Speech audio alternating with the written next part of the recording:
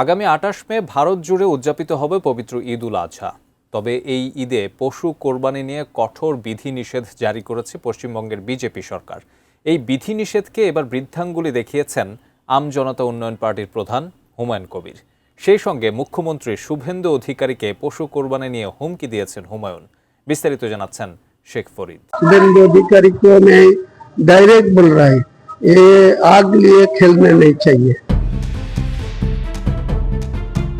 পশ্চিমবঙ্গে সরকার গঠনের পর এই প্রথম সরাসরি চ্যালেঞ্জের মুখোমুখি হয়েছে শুভেন্দু অধিকারীর নেতৃত্বাধীন বিজেপি সরকার। ঈদে গরু কোরবানি নিয়ে রাজ্য সরকারকে প্রকাশ্যে চ্যালেঞ্জ ছুড়ে দিয়েছেন আমজনতা উন্নয়ন পার্টির প্রধান ও বিধায়ক হুমায়ুন কবির। রাজ্য সরকার যখন গরু কোরবানি নিষিদ্ধ করে নতুন নির্দেশিকা জারি করেছে, ঠিক তখনই হুমায়ুন কবির জোর দিয়ে বলেছেন, বিধিনিষেধ যাই থাকুক না কেন গরু কোরবানি অব্যাহত থাকবে। ভারতীয় বার্তা সংস্থা এএনআইকে দেওয়া এক সাক্ষাৎকারে হুমায়ুন কবির সাফ জানিয়ে দেন, কোনো আপত্তি বা রাষ্ট্রীয় নির্দেশনা তোয়াক্কা না করে কোরবানির এই দীর্ঘদিনের রীতি অব্যাহত থাকবে। এটি এমন এক ঐতিহ্য যা 1400 বছর ধরে চলে আসছে। পৃথিবী যতদিন থাকবে এই নীতি ততদিন চলবে। लेकिन मेरा 1400 साल से पहले से एक कुर्बानी होके आ रही, अगले दिन जितना दिन दुनिया रहेगी ये कुर्बानी होगी। गाय की भी कुर्बानी होगी, बकरी भी कुर्बानी होगी, ऊँट भी होगी, दुम्बा भी होगी। सारे पशु जो है वो कुर्बानी का जायज है, वो कुर्बानी होगी, कोई रुक सकता नहीं।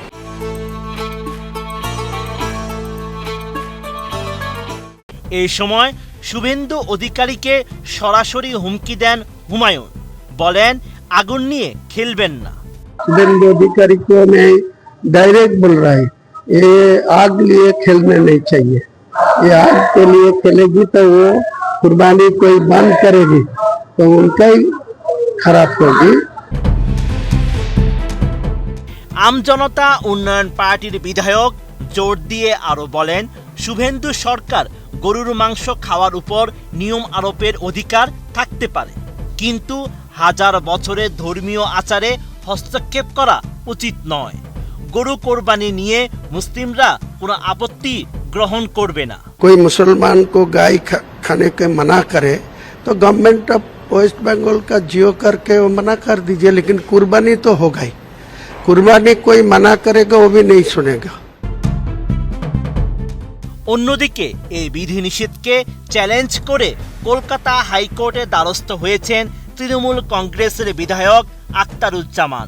তার দাবি, এই বিধিনিষেধ ঈদুল আজহার ধর্মীয় আচারে প্রভাব ফেলতে পারে। তিনি যুক্তি দেন, পশ্চিমবঙ্গে পশু জবাই আইন অনুযায়ী ধর্মীয় উদ্দেশ্যে জবাইয়ের ক্ষেত্রে সরকারকে ছাড় দেওয়ার ক্ষমতা দেওয়া হয়েছে।